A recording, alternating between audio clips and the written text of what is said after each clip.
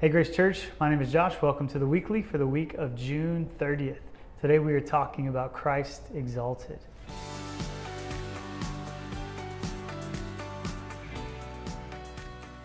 In the second half of Hebrews chapter 1, the author is trying to communicate something. And that is, it's just so basic and so clear, it's almost like we shouldn't talk about it. And that's this truth that Jesus is supreme to the angels. The claim is that Jesus has a unique relationship to the Father. So in verse 4, he says, he became as much superior to the angels as the name he inherited is superior to theirs. For which of the angels did God ever say, "You're my son, today I've become your father"? Or again, "I will be his father and he will be my son"? The claim is that Jesus alone is the begotten Son of God. And to be begotten is different than created. Like, I've built some tables in my life, but I begot my children. They are of the same essence of me. They're of the same representation of me. And so the claim that Jesus has unique relationship with the Father is the central claim of Christianity. It's been debated for thousands of years. There was heresies back in the 3rd and 4th century called Arianism, which says that Jesus was created by the Father, or modalism, which says there's one God who takes on three different modes.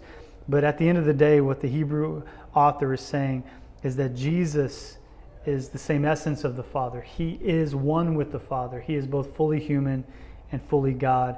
He's the eternal Son, incarnate Son, and the exalted Son. And the implications of that are that at the center of the universe is a Father-Son relationship.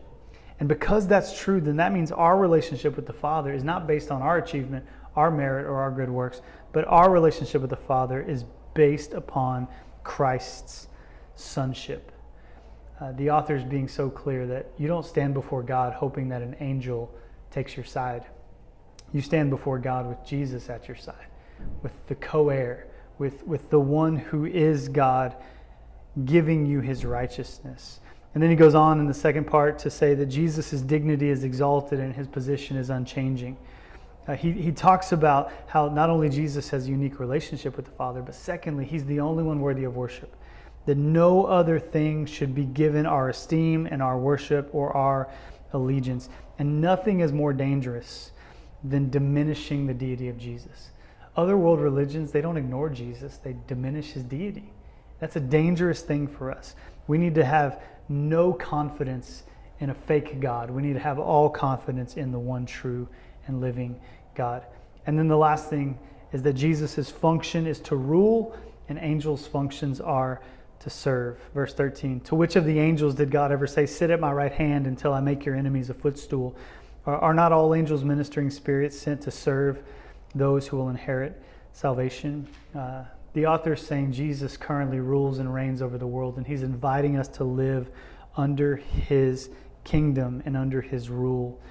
And this is just an interesting thing, that angels have worship they give to the Lord, but they don't worship like us. We've been redeemed. Angels can sing, "Holy, holy, holy is the Lord Almighty," but they can't sing, "Amazing grace, how sweet the sound that saved a wretch like me." So may we be people who recognize that Jesus has given us redemption, and that makes him worthy of our worship. And may we make Jesus the center of our universe, just like the Father and the Son are the center of the universe in Christianity. May we be those kind of people.